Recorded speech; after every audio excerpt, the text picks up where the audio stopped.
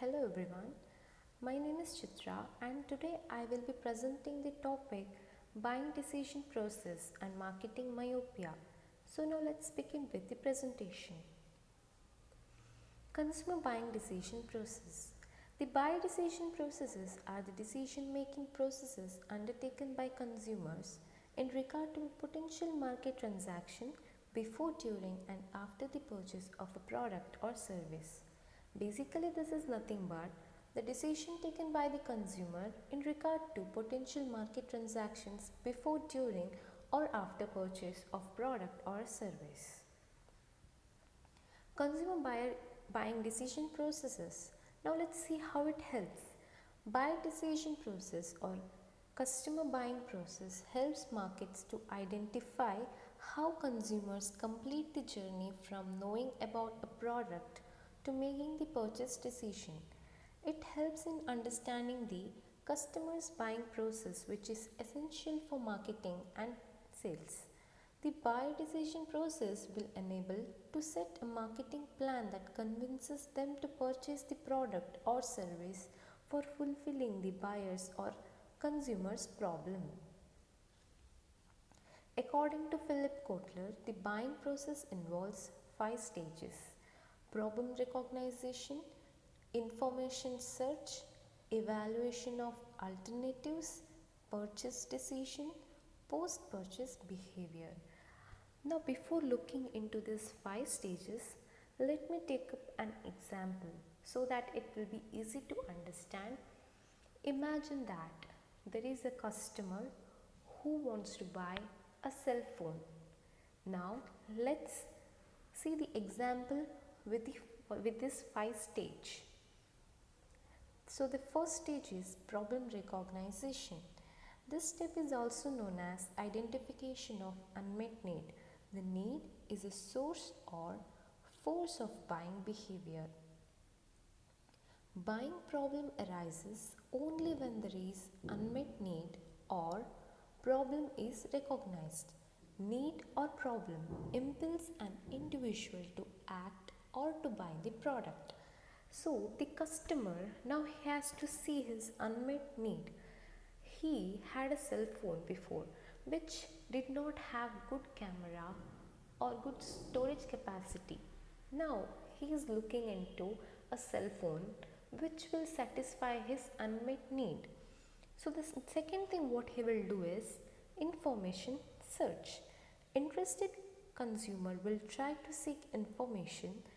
Consumer will read newspapers and magazines, watch television, visit showroom or dealer, contact salesman, discuss with friends and relatives, and try all the possible sources of information. Now the customer who wants to buy a cell phone will try to find information through various sources. That is, he will try to find information through internet, YouTube, Amazon, Flipkart. He will try to find the best cell phone in which he will get all the features that is there in his mind. So the third process which he will do is evaluation of alternatives. As we all know, in today's market, the consumer is a king. There is a vast market and there is a wide range of choice. In this stage, consumer undergoes evaluation of brands. Normally, he selects the best one, the brand that affects maximum satisfaction. The brand that offers maximum satisfaction. So, here the consumer who wanted to buy a cell phone will see that through which website or through which area he will see that he will get the best cell phone. So there are certain criteria, that is, following criteria are considered while evaluating alternatives: benefits offered by the brands, qualities, features or attributes and performances, price changed by various brands, history of brands, popularity, image or reputation of brands, availability of brands, and dealer rating. Now what does he does is he will try to find the best product. That is, there are various companies like Vivo, Samsung, MI, Redmi. Now he will compare those. He will see which has the best quality. He will compare the prices. He will see their history, their popularity, reputation, and availability of the brand. So, this is the third step, evaluation of alternatives. So, the fourth process is purchase decision. In this stage, the consumer prefers one, the most promising brand out of several brands. The former stage helps consumers evaluate various brands in the choice set. The brand that offers maximum benefits or satisfaction is preferred. Now he will choose the best brand. So the customer who wanted to buy a cell phone will see that which brand is best and he makes the decision and buys the product. So the fifth step is the post-purchase decision. Now once the consumer buys the product, if we take the example of the consumer buying the cell phone, imagine that he has bought a cell phone MI company. Now the consumer buys the product with certain expectations. Though he decides very systematically, there is no guarantee that he will get the complete satisfaction. There is always possibility of variation between the expected level of satisfaction and the actual satisfaction. That is, he compares between the expected level of satisfaction and the satisfaction which he has got after buying that brand. So the marketer must monitor the post-purchase experiences of the buyer through these included steps, that is post-purchase satisfaction. He need to see that the customer is satisfied through the brand, how much is he satisfied. Then post-purchase action, what is the action that he has taken after buying that product. Post-purchase use or disposal, how he has used the product, or whether if he had disposed that product, why did he dispose. So these are the certain aspects that the marketer has to take care. So these are the 5 steps that includes the steps, that is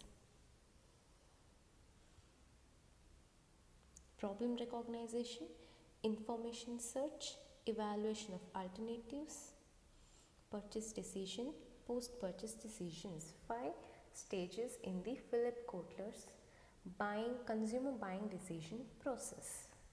So at the end of this presentation, I will be playing a video regarding this. So before playing that video, let's conclude this topic.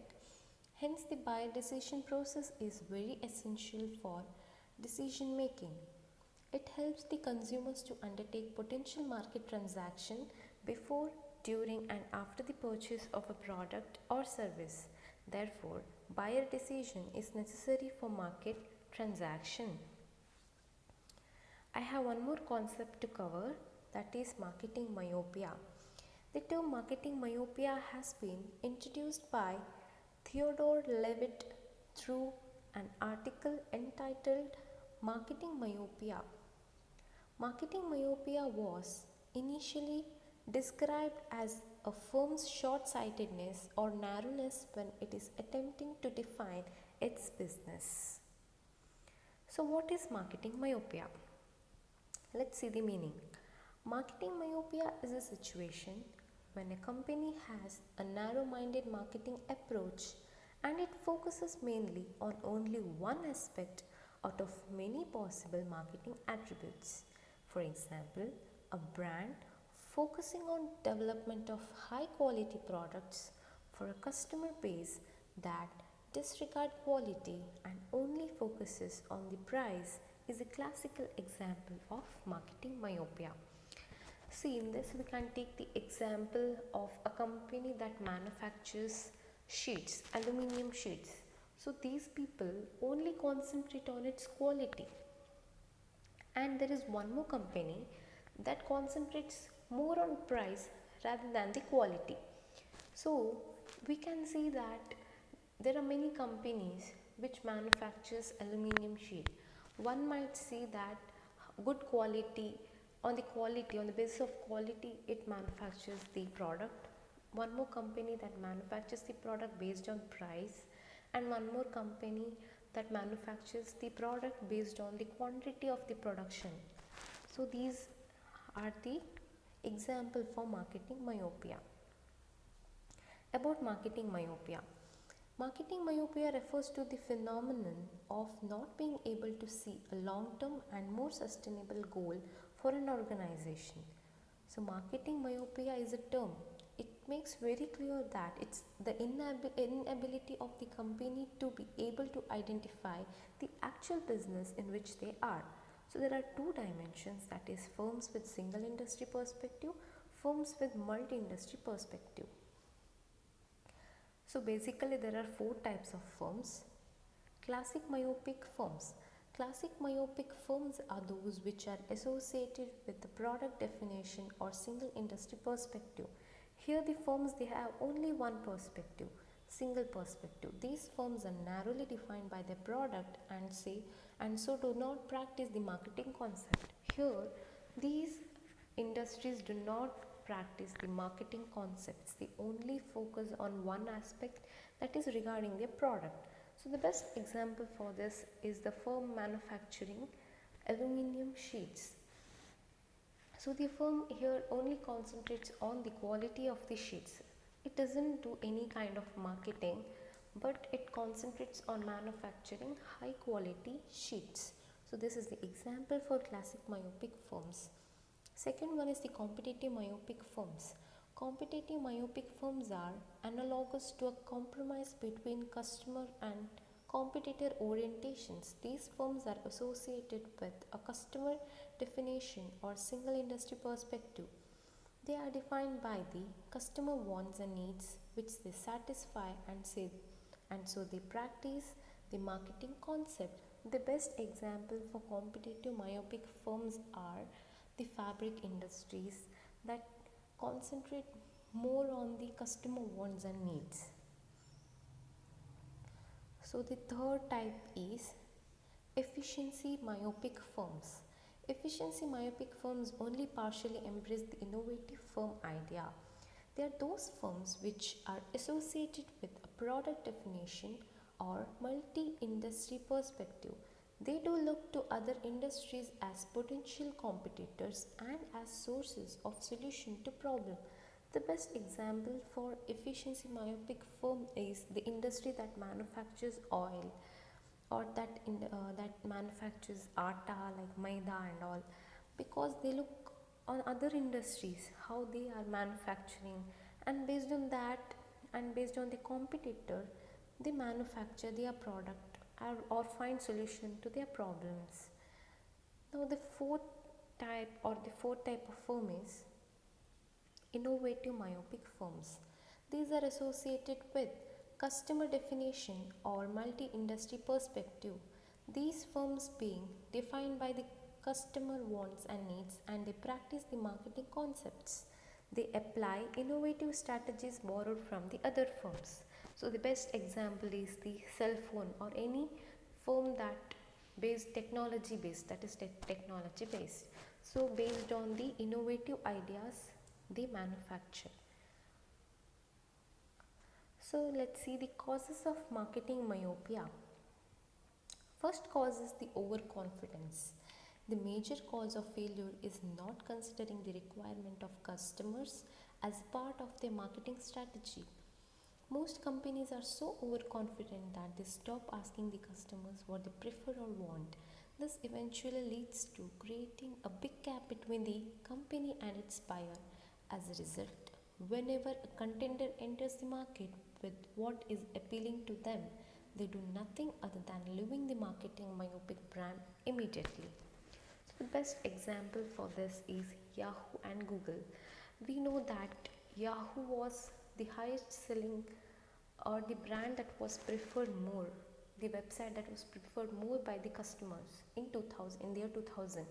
But later on, after the Google, after the when Google came, what happened is customers started liking Google, and due to lack of innovation in the Yahoo, people shifted to Google. So this is the example for the overconfidence in the marketing myopia. So let's go through the second point, overlooking the market demand. Market myopic companies focus only on their product, not the needs and requirements of customers. They are concerned with the production, overlooking the market demands. As a result, customers only patronize their product if there is no other brand. Although some companies feel they have been in existence for decades and thus leading the market, so they believe that using their sales strategies, whatever they produce will sell. This deceiving marketing myopia belief makes them lazy. They feel relaxed by not taking deep into research and development to keep growing. In the end, a competitor takes over the market with unique features and appeals. The best example for this is Nokia. We know Nokia was a well-known brand. When there was keypad phone, most of them were using Nokia. But when the touchscreen was introduced, Nokia did not reach the same level, means it did not give the same level of satisfaction to the consumer as it was giving through the touchpad mobiles. So this is the example for overlooking the market demands. So the third point is failure to update products and services. As technology evolves, products, services and lifestyles changes. Therefore, if marketers don't keep in mind the changing lifestyle of customers, then the product becomes out of date. No customer will buy any product that doesn't meet the trending demands. So here are the examples of marketing myopia. Marketing myopia is followed by very well-known companies such as Kodak. We all know that they all focus on creating an old camera and camera rolls that does not focus on creating the digital camera. Nokia fails to match the grade of their products compared to Android. Detroit automobile industry does not focus on competitor strategy. And the last example is the Yahoo. As I have told, it had a profit of about $100 billion company. It was $100 billion company in the 2000. It did not fulfill customer satisfaction, but in the other hand, Google built a better relationship with and it gave the better service to its consumers. For this reason, Yahoo audiences were shifted to the Google. So these are the examples for marketing myopia. Now let's conclude the topic. Hence, marketing myopia can be avoided through different ways, such as by keeping customers' needs and requirements in mind and by aligning it to societal trends. Customers tend to appreciate trending market than outdated ones. By designing the customer oriented strategies, the companies should adopt new ideas and approaches that will encourage the buyers. So this is all about my presentation regarding the consumer buying decision process and marketing myopia. I hope you all understood all the concepts. So before ending my presentation, I would like to play a video so you can understand how the decision process takes place in the consumer. So now let's see the video.